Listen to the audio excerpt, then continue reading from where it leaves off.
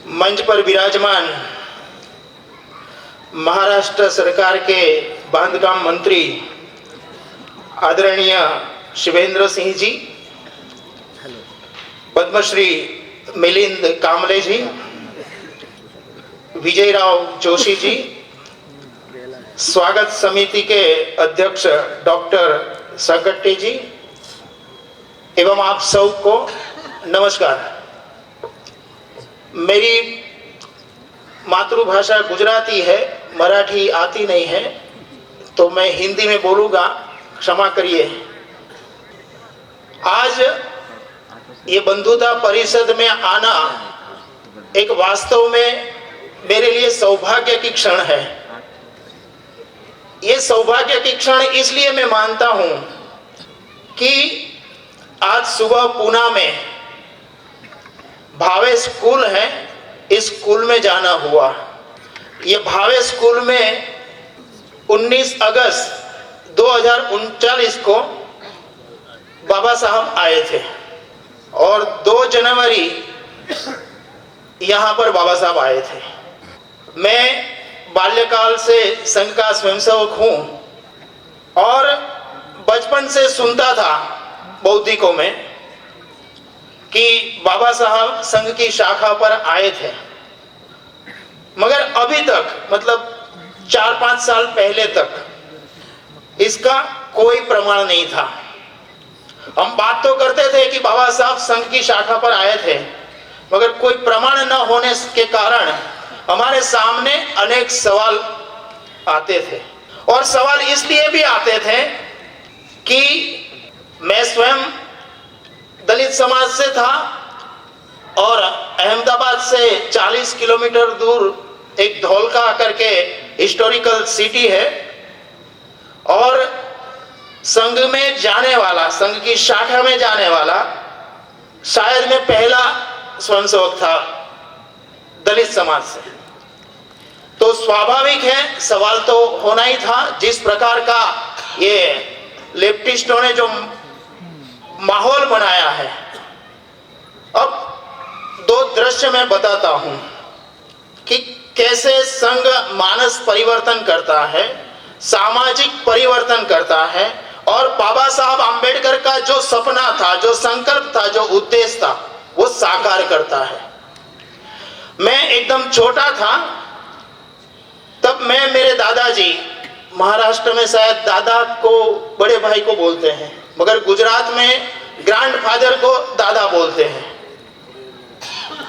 तो मैं उनके साथ गांव में दादाजी रहते थे, तो वो जिस खेत में मजदूरी करते थे और जिनके खेत के जो मालिक थे, उनके घर वो जब भी जाते तो वहां पर, मैं मजाक में बोलता हूं, हंसी मजाक में, कि वहां पर एक वीआईपी कप रहता था चाय का। वीआईपी इसलिए कि वो घर के बाहर एक चौखट पे कप रहता था चाय का। दादाजी जब भी वहां जाए, ये खेत के मालिक के वहां, तो वो कप उतारते प्याला और उसमें उनको चाय मिलती थी। एक दिन मेरे दादाजी मुझे साथ में ले गए और वहीं जो वीआईपी कप था वो उतारा और दादाजी को चाय दी और मुझे भी चाय दी। मगर पता नहीं, मैंने चाय पीने से मना कर दिया कि मैं चाय नहीं पीऊंगा। ये घटना बाल्यावस्था की है। तब तक मैं संघ की शाखा में नहीं गया था। देखो काल चक्र कैसे घूमता है। 83 में मैं संघ की शाखा में जाने लगा। 89 में हमारे जो नगर कार्यवाह थे उमेद भाई पटेल, ये जो खेत के मालिक थे वो भी पटेल थे, ये हमारे नगर कार्यवाह थे वो भी पटेल थे। ये उमेद भाई पटेल की जो बहन थी, उनकी शादी ये जो खेत के मालिक थे उनके लड़के से हुई। अब बीच में काफी समय पसार हो गया है और एक दिन ये जो नगर कार्यवाह थे वो मुझे उनके घर ले गए। मैं बाल्यावस्था में उसी घर गया था, मगर बाहर वो वीआईपी कप था, उसमें चाय मिली थी और मैं नगर कार्यवाह थे, संघ के स्वयंसेवक थे, उनके साथ गया। उसी घर में सत्सम्मान घर के अंदर बिठा के मुझे चाय मिली। संघ जो परिवर्तन करता है वो व्यवहार में करता है, और ऐसा नहीं है कि बाद में शुरू हुआ है। ये जब डॉक्टर हेडगेवार थे, उन्होंने जब संघ की स्थापना की थी, उसी समय से समग्र हिंदू समाज एक एकात्म एक रस और बंधुतामय है, उसी आधार पे संघ का कार्य प्रारंभ हुआ। अब आज मैं जो जहां गया भावे स्कूल में सुबह, अब प्रमाण तो था नहीं कि बाबा साहब संघ की शाखा में आए थे। बाबा साहब के अनुयायी जो बाद में सांसद भी बने, बाला साहब साळुंखे, उन्होंने डायरी लिखी है, और उस डायरी में 19 अगस्त का जो पेज है उसमें उन्होंने लिखा है कि आज मैं और बाबा साहब, मैं मतलब कि बाला साहब साळुंखे, दोपहर को गडकरी के बंगले पर गए। बंगले पर संघ संस्थापक डॉक्टर के.बी. हेडगेवार उपस्थित थे। वहां पर डॉक्टर हेडगेवार और डॉक्टर बाबा साहब आंबेडकर के बीच संवाद हुआ। संवाद पूरा हुआ, बाद में डॉक्टर हेडगेवार जी ने बाबा साहब को कहा कि यहाँ की भावे स्कूल में संघ का वर्ग लगा है, आप उसमें आइए।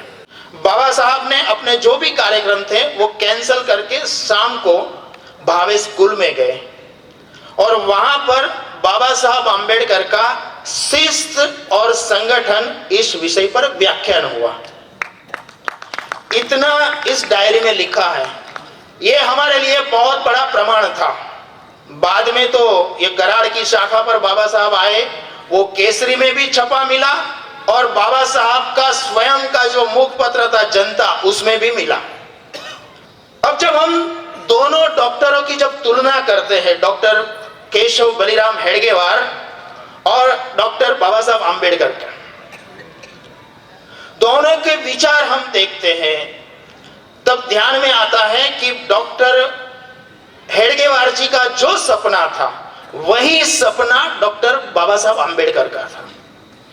बाबा साहब आंबेडकर चाहते थे कि जाति विहीन अस्पृश्यता मुक्त ऐसा हिंदू समाज हो, और डॉक्टर हेडगेवार भी समग्र हिंदू समाज एकात्म एक रस है, बिना किसी ढंढेरा पीटे डॉक्टर हेडगेवार जी ने वही जो बाबा साहब आंबेडकर का सपना था वही साकार करने की दिशा में आगे बढ़े। अब जब हम समरसता शब्द सुनते हैं और बंधुता शब्द सुनते हैं, जब मैंने बंधुता शब्द का गुजराती जो शब्दकोश है वो देखा, तो दोनों का अर्थ एक ही है। बंधुता भी वही है और समरसता भी वही है। जैसे हमारे स्वागत समिति के अध्यक्ष जी ने जो बताया, वही कि बंधुता मतलब क्या, वही एक रस्ता समत्व, वही भाव इसमें है। जो मैं हूं वो तू है, जो हमारे वेद उपनिषद में कहा है अहम ब्रह्मास्मि तत्वमसि, मैं जो हूं वही तू है, एक रक्त, वही बंधुता है। और राष्ट्रीय स्वयंसेवक संघ ने तो अपने एकात्मता स्तोत्रम में ठक्करो भीम रावस्य, आज से लगभग 50 वर्ष पूर्व ये गाना प्रारंभ कर दिया था।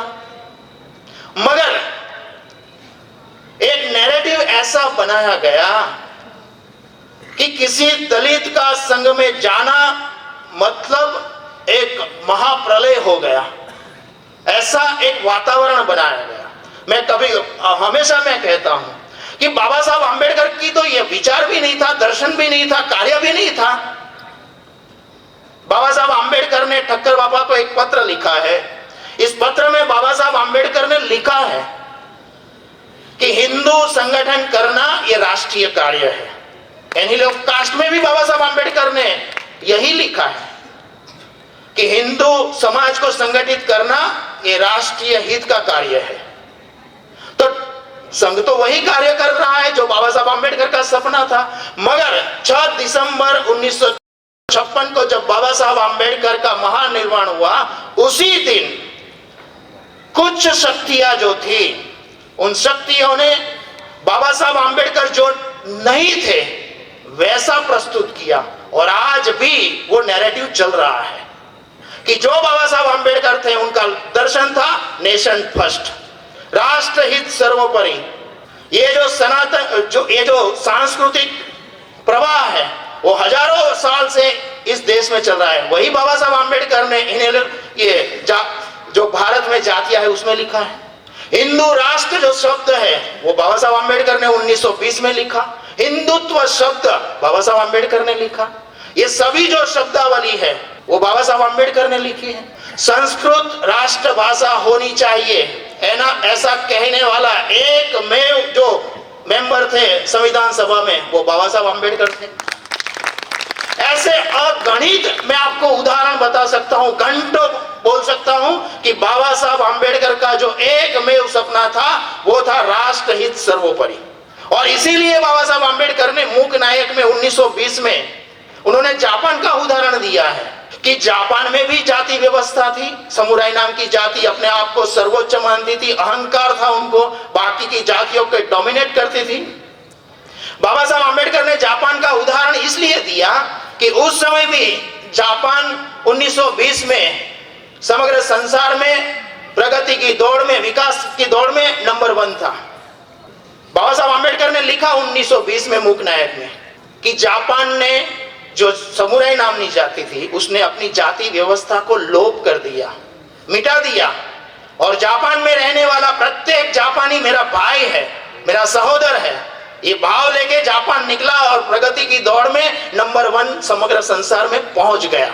बाबा साहब आम्बेडकर ये लिखने के बाद अपने अंतर्मन की जो पीड़ा है, उनका सपना है, उनका संकल्प है, उनका उद्देश्य है, वो बाबा साहब आम्बेडकर लिखते हैं कि क्या भारत के अंदर सभी जाति को मिटाकर हम सब एक है भारतीय, वो लेकर आकर निकल जापान की तरफ भारत समग्र संसार में सर्वोच्च स्थान पर नहीं पहुंच सकता। ये उनका सपना है कि भारत वर्ष है, ये हिंदुस्तान है, वो समग्र संसार में नंबर 1 पर पहुंचे, जो आज उनका सपना बाबा साहब का साकार हो रहा है, 1925 में साकार हो रहा है। आज भारत समग्र संसार में सर्वोच्चता की ओर आगे बढ़ रहा है। यह सपना बाबा साहब आम्बेडकर का था। बाबा साहब आम्बेडकर का आत्मनिर्भर भारत बने यह सपना था 1945 का। उन्होंने जल नीति पर जो प्रवचन दिया है वो आप पढ़िए, आपको ध्यान में आएगा कि बाबा साहब आम्बेडकर क्या चाहते हैं। चाहे उद्योग हो, कृषि हो, सभी में भारत नंबर 1 पहुंचे। यही संघ का भी सपना है और बाबा साहब की भी सपना है कि भारत श्रेष्ठ बने, भारत सर्वोच्च बने, भारत महाशक्ति बने, भारत समरस बने, भारत शक्तिमान बने। यह सपना है बाबा साहब आम्बेडकर का। मगर उनके सपने को दबा दिया गया, जानबूझकर दबा दिया गया।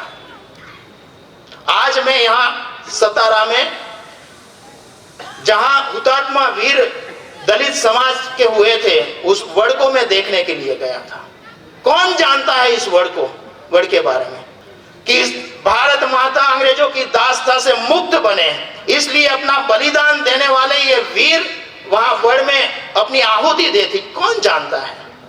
कोई नहीं जानता। जानबूझकर दबाया जाता है कि दलित समाज ने भी इस स्वतंत्रता संग्राम में भाग लिया था, हिस्सा लिया था, वो जानबूझकर दबा दिया जाता है। ऐसे अगणित उदाहरण मैं आपको बता सकता हूं। बाबा साहब आम्बेडकर ने यह भी लिखा अपने बहिष्कृत भारत में, उनका हिंदू धर्म नाम का एक संपादकीय है, उसमें बाबा साहब आम्बेडकर मानते हैं और संघ भी वही काम कर रहा है कि हिंदू समाज का जो चिंतन है वो श्रेष्ठ है। बाबा साहब आम्बेडकर ने नाम देकर लिखा है कि इस्लाम या ईसाई धर्म के उपरांत हिंदू धर्म है समग्र संसार में श्रेष्ठ है। बाबा साहब आम्बेडकर मानते हैं कि श्रेष्ठ है, मगर उसका चिंतन जो है वो व्यवहार में नहीं है। बाबा साहब आम्बेडकर ये चाहते थे कि जो श्रेष्ठ हिंदू धर्म का चिंतन है वो व्यवहार में आए, और संघ भी यही काम कर रहा है कि जो श्रेष्ठ चिंतन है वो व्यवहार में आए, और इसी समरसता है, यही बंधुता है। समय काफी हुआ है, काफी कुछ बोल सकते हैं बाबा साहब आम्बेडकर और डॉक्टर हेडगेवार ने जो सपना लेकर संघ की स्थापना की थी 1925 में। अंबेडकर का सपना जो था, उन्होंने जो संकल्प लिया था कि ये जाति विहीन हिंदू समाज बने, भारत एक आत्मनिर्भर और महाशक्ति बने, भारत समग्र संसार में श्रेष्ठ बने, ये उनका जो सपना था, ये सपना साकार हो, ये हम सबका दायित्व है।